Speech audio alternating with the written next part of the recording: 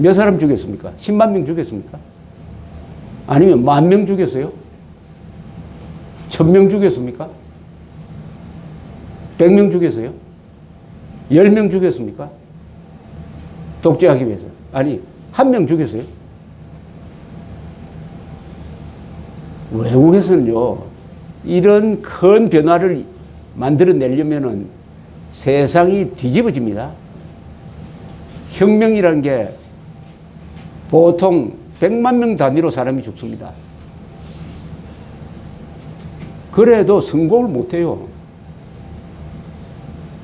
박정희는 정치적 목적으로 누구를 죽인 사람이 아닙니다. 단 한 사람도 안 죽였어요. 그래서 박정희를 제가 이렇게 평합니다. 최악의 조건에서 민주주의를 한 번도 한 적이 없는 산업화가 세계에서 가장 늦은 나라, 식민지를 경험한 나라, 더구나 전쟁으로 완전히 황폐가 된 나라, 최악의 조건에서 최소한의 희생으로 최단기간 내에 최대의 업적을 남긴 분이다.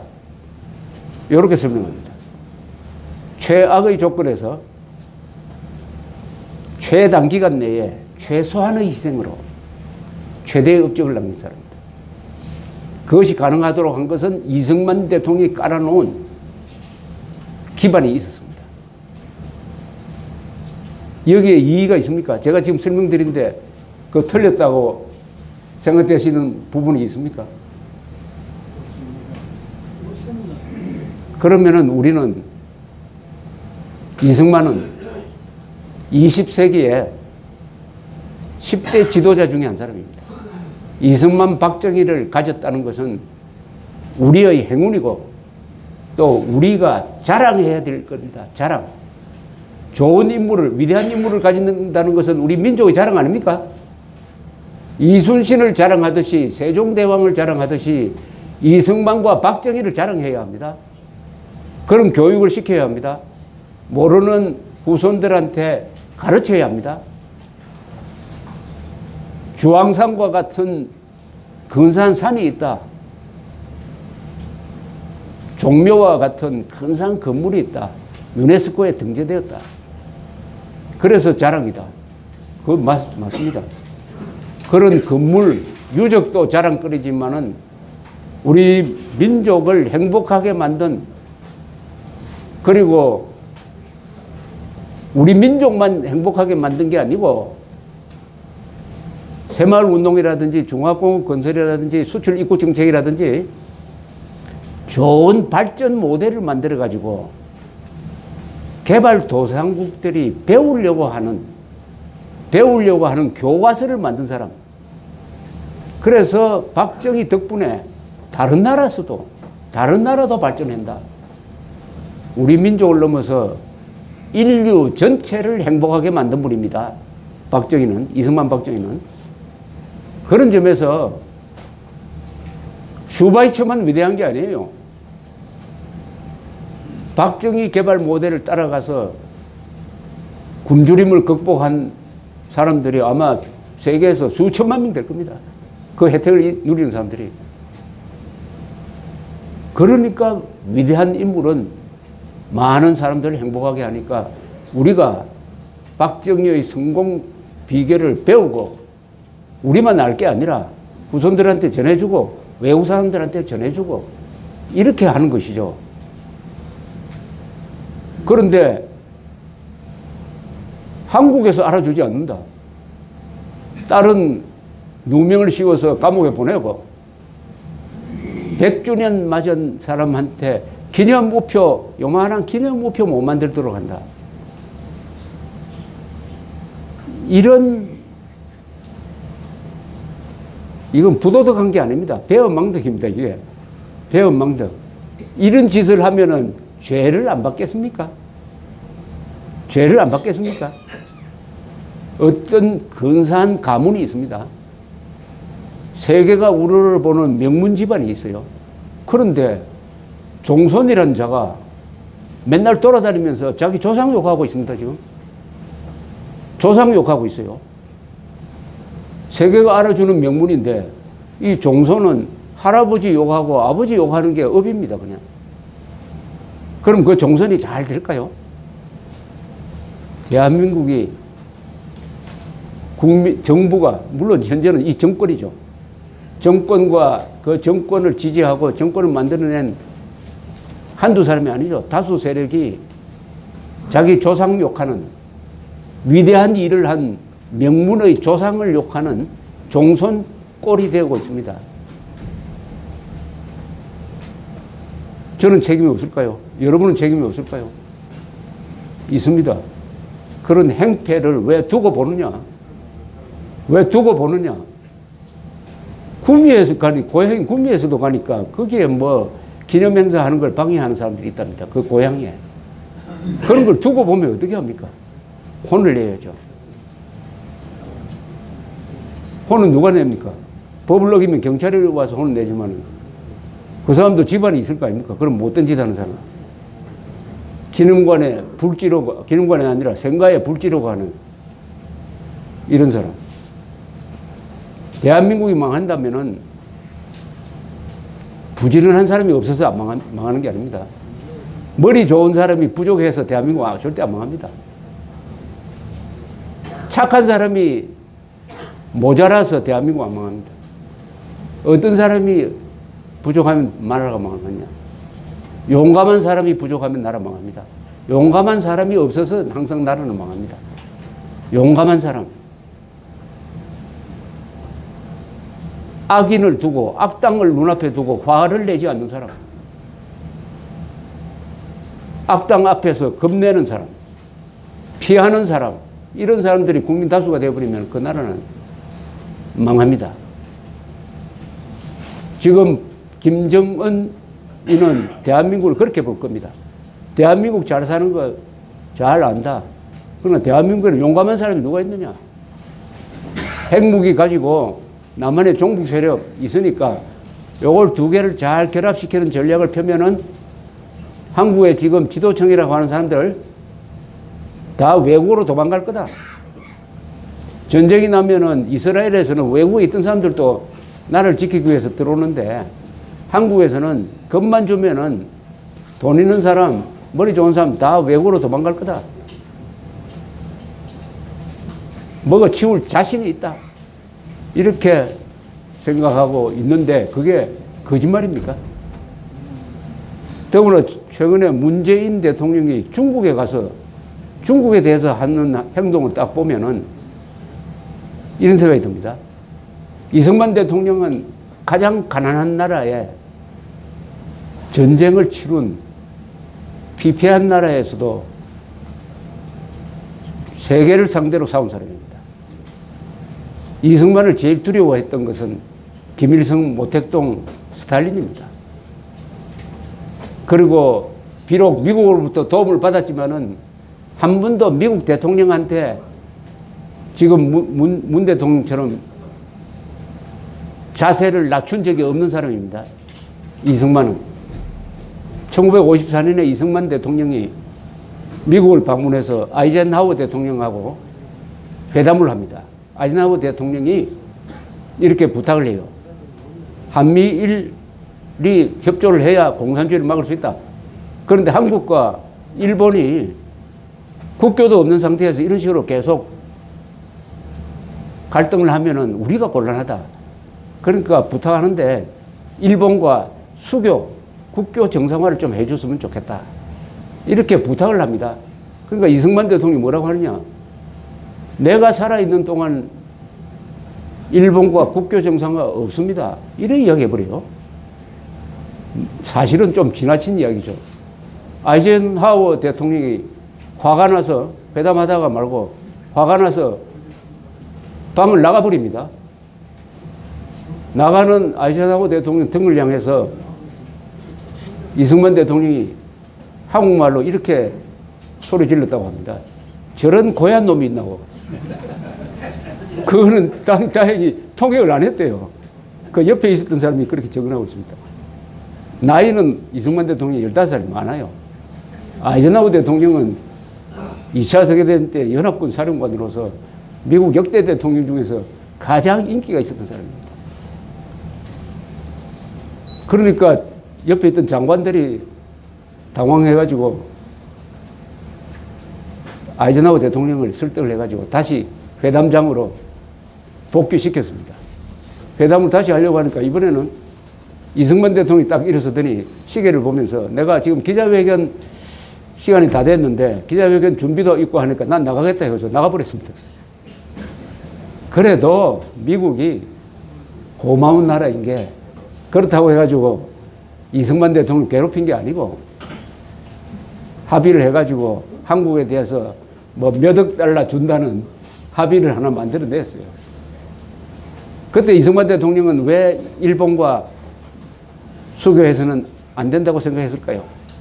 이분이 무조건적 반일주의자가 아닙니다. 그때는 한국 경제가 너무 엉망이니까 일본하고 수교하기만 하면은 한국 시장은 완전히 일본이 지배해버린다. 다시 식민지 된다. 그러니까 한국이 준비를 갖출 때까지는 수교하면 안 된다. 그 준비는 누가 갖췄습니까? 박정희 대통령이 한 거죠. 일본과 수교해도 먹히지 않을 만한 준비를 딱 해놓고 1965년에 일본과 수교했던 것입니다. 자, 그렇게 가난한 나라의 지도자가 이렇게 당당한데 이렇게 굉장한 나라의 지도자가 중국에 가가지고 왜 이렇게 우리의 안보 주권을 상납합니까? 지금 북한에 우리 문재인 정부가 중국에 대해서 세 가지 안 하겠다는 사실상의 약속을 했습니다. 하나는 사드를 추가 배치하지 않겠다.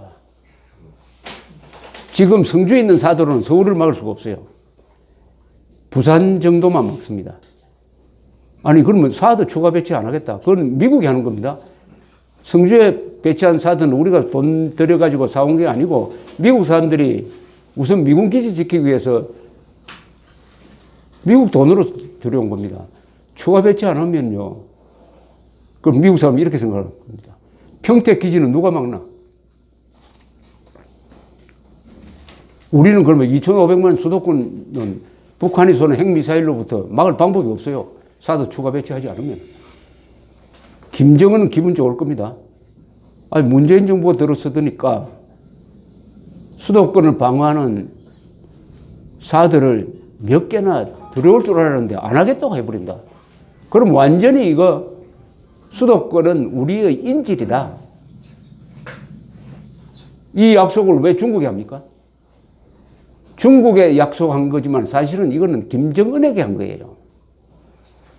대한민국 국민들의 안전보다는 김정은이 하고 시진핑의 마음의 안정을 더 중요하게 생각하는 거 아닙니까, 이거? 두 번째, 미사일 방어망 건설에 있어서 미국과 협력 안 하겠다고 또 했습니다. 우리 기술로는 미사일 방어망을 만들 수가 없어요. 만들어도 그 작동 불능입니다.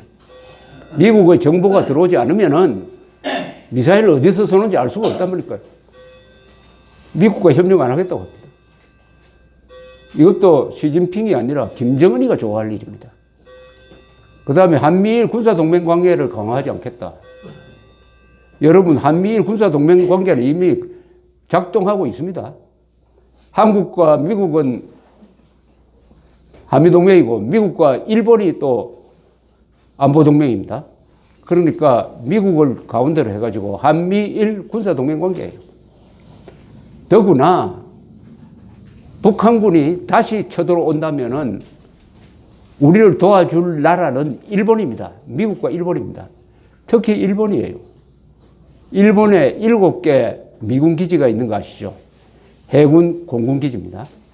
약 5만 7천 명의 미군이 있습니다. 한국에서 전쟁이 일어나면은 이 7개 미군 기지에서 출동하는 비행기와 군함이 한반도에 전개가 되게 돼 있어요. 전개돼 있고. 근데 한일 관계가 나빠지면 어떻게 합니까? 일본 사람들이 그 기지 앞에 몰려가가지고 왜 한국에서 전쟁 나는데 여기서 출격하나?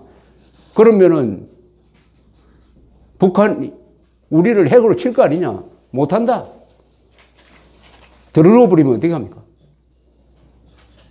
한일 관계가 좋아야 우리가 위기 때 살아날 수 있는 것입니다. 유엔군 사령부는 용선에 있지만 유엔군의 후방사령부는 일본에 있습니다. 그 후방사령부가 관할하는 것이 7개 미군 기지입니다. 그렇다면 한일 관계는 나빠지면 우리만 손해입니다. 그런데도 한국의 뭐 보수 세력이라는 사람 이명박 대통령까지 들어서가지고 독도, 종군 위안부 이 2개를 가지고 일본을 압박하고 여기에 또 좌파가 끼어가지고 그걸 이용해가지고 반일, 감정적 반일로 몰고 가고 여기에 생각 없는 보수까지 끼어가지고 독도 위안부 가지고 일본 사람들을 짜증나게 하면은 한일 관계가 나빠지고 한일 관계가 나빠지면 한미일 동맹 관계가 나빠지고 손해는 우리가 결정적인 시기 때 우리가 손해를 본다. 결정적인 시기 때. 이명박 대통령이 참 열심히 했지만은 마지막 해에 독도 방문하고 천황에 대한 부적절한 말을 하는 바람에 이게 일본의 우파를 자극해가지고 아베 총리를 당선시키는 결정적인 역할을 하면서 한국이 친중 반일로 가는 그런 모습을 박근혜 대통령 때 보이니까 일본과 미국이 야, 한국 가지고는 못 믿겠다.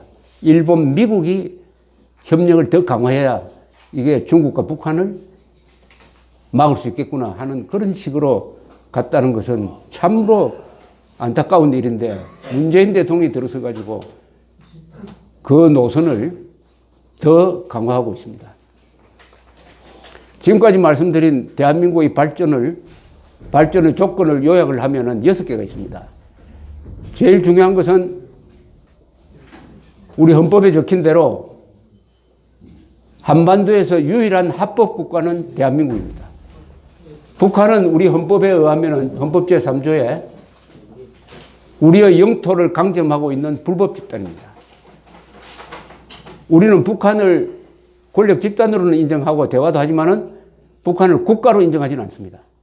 북한을 국가로 인정하는 순간 우리는 통일을 포기해야 됩니다.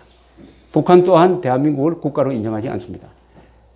민족을 대표하는 국가는 하나여야만 합니다. 그 하나가 대한민국이어야 합니다. 이것을 민족사적 정통성이라고 합니다.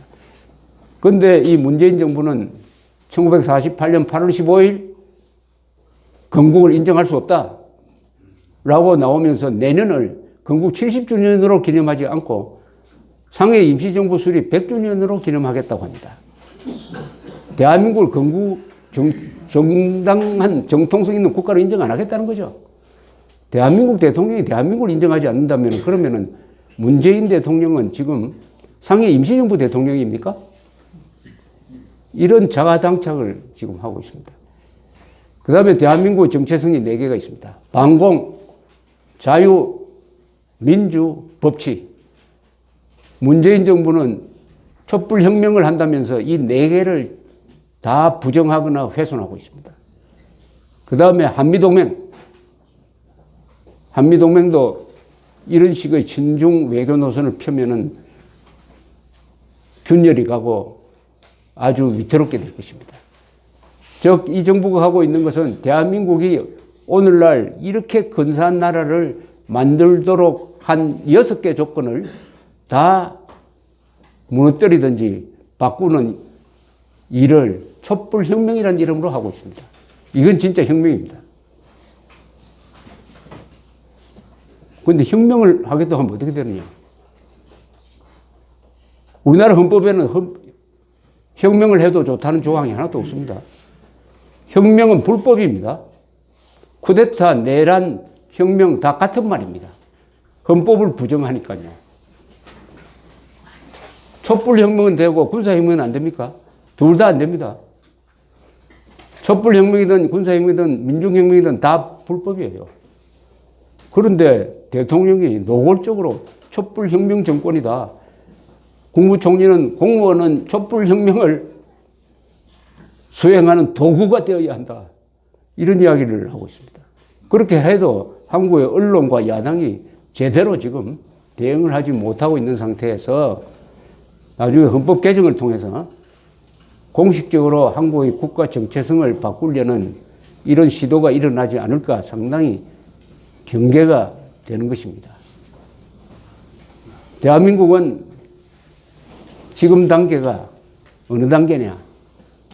연말이 되면은 학자들이 올해는 무슨 해였다 해가지고 고사성어를 가지고 표현하기도 하는데 저도 한번 생각해 봤어요. 고사성어로 저 인의 예지처럼 고사성어로 뭐 오늘날 상황을 설명하면 무슨 단어가 될까?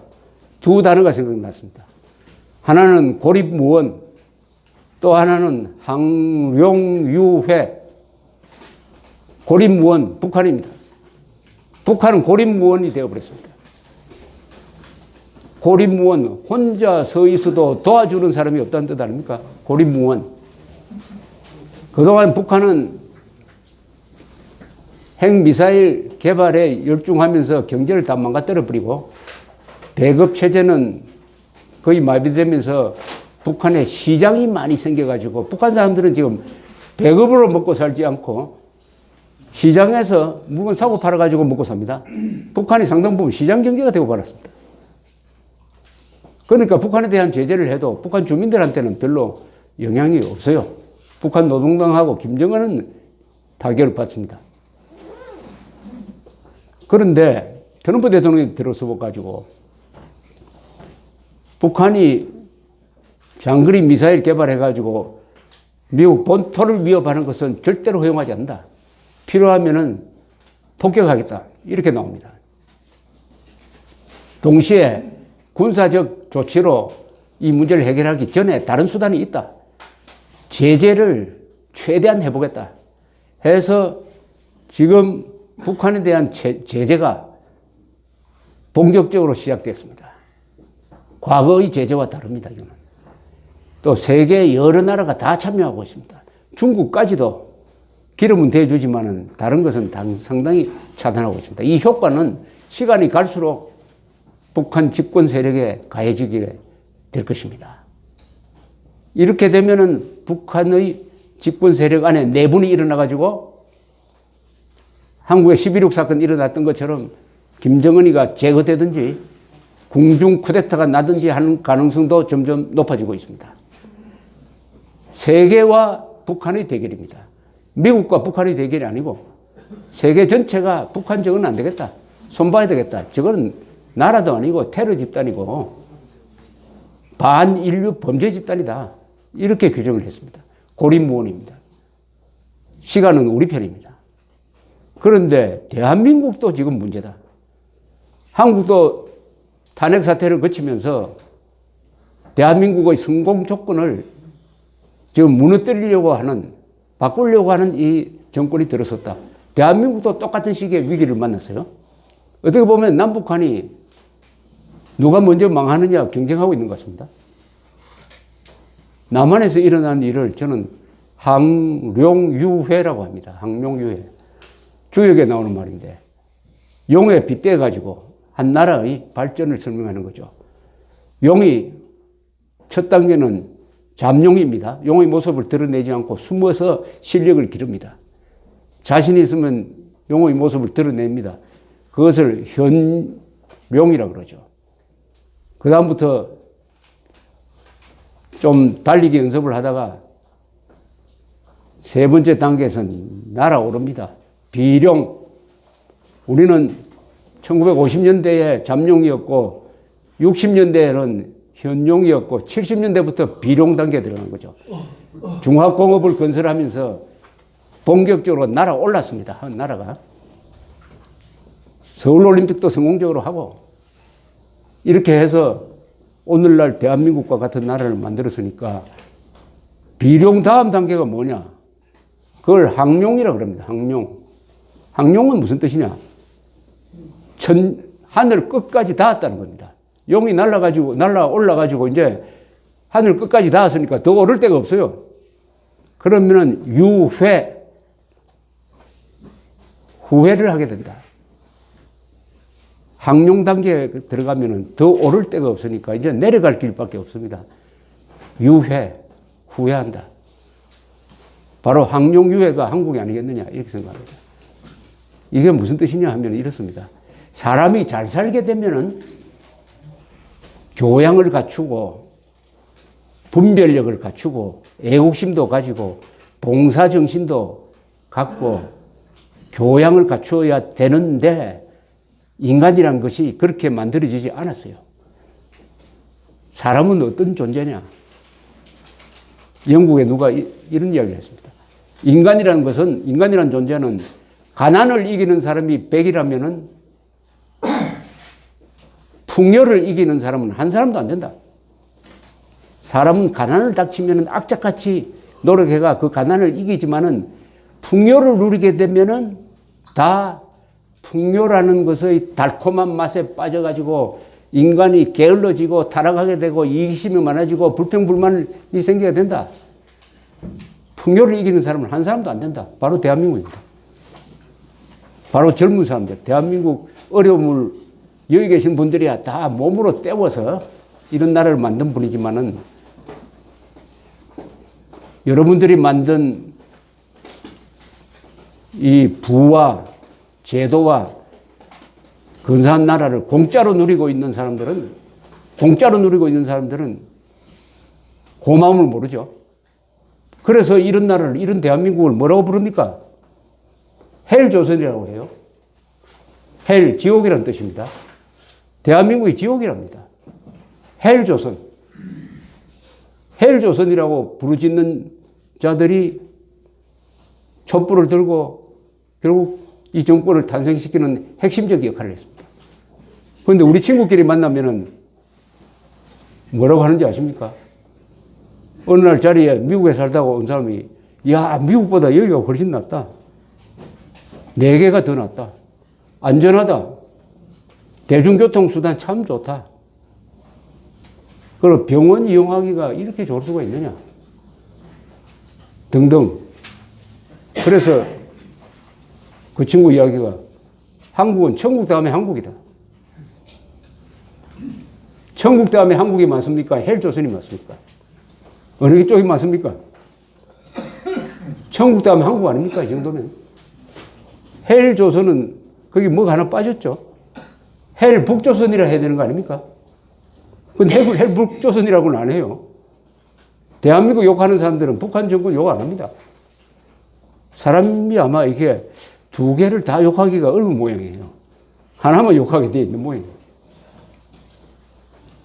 이렇게 되니까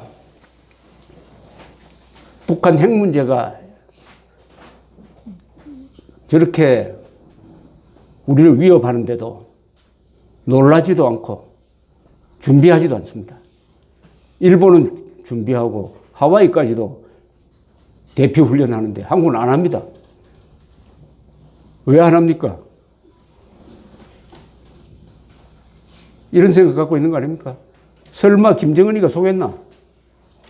두 번째, 미국이 가만히 있겠나? 이렇게 해놓고 자기는 싹 빠져버려요. 그러면은 거기서 재앙이 생기는 거죠. 거기서 요령도 한두 번이지, 운 좋은 것도 한두 번이지, 계속 운이 좋습니까? 스위스는 핵폭탄 맞을 가능성이 세계에서 가장 낮은 나라입니다. 그런데 핵폭탄 맞아도 견딜 수 있는 방공호를 그 아름다운 알프스 산맥 지하에 건설해가지고 전 인구의 150%가 들어가서 몇 달 동안 견디면서 살 수 있습니다.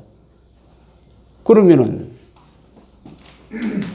스위스 사람은 바보고 한국 사람은 머리가 좋아서 이러느냐. 스위스 사람은 이렇게 생각하는 거죠. 다른 건 몰라도 핵전쟁은 다 죽으니까 그 가능성이 1%가 아니라 0.001%라도 완벽하게 대비해야 한다. 완벽하게 대비해야 한다. 이렇게 하니까 그렇게 준비하는 거 아닙니까? 한 100년 뒤에 역사학자가 이런 글을 쓸 수도 있습니다. 스위스 사람은 그렇게 준비를 철저히 하면서 살아남았고 한국 사람은 김정은이 설마 속였나? 요행수에 기대하고. 미국이 가만히 있겠나? 사대주의로 그 위기를 면하려고 하다가 핵폭탄을 맞고 멸종되어 버렸다. 멸종되어 버렸다. 한국어를 쓰는 사람 지금 한 10만 명밖에 안 남았다. 100년 뒤에 이렇게 쓸지도 모릅니다. 한국 사람은 지금 고마움을 모르고 이승만, 박정희를 저주하고 김일성, 김정일, 김정은에게 영혼을 팔고 국방 문제를 미국의 문제로 여기고 간첩 잡는 사람들을 다 감옥에 보내고 이재용 같은 대한민국에 가장 많은 세금을 내는 사람을 감옥에 보내고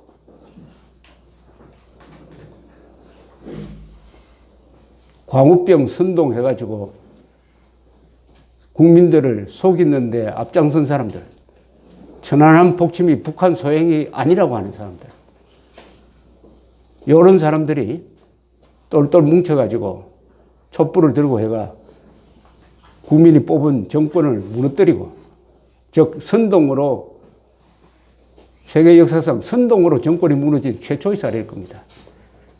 그래가지고 집권한 세력이 대한민국이 그동안 성공한 6개 조건을 하나씩 하나씩 다 부정해 가는데도 다수 한국 사람들은, 특히 배운 사람들일수록 박수를 치고 앉아 있다. 박수 치고 있다. 그러면은 이런 날은 하나님도 구할 수가 없다.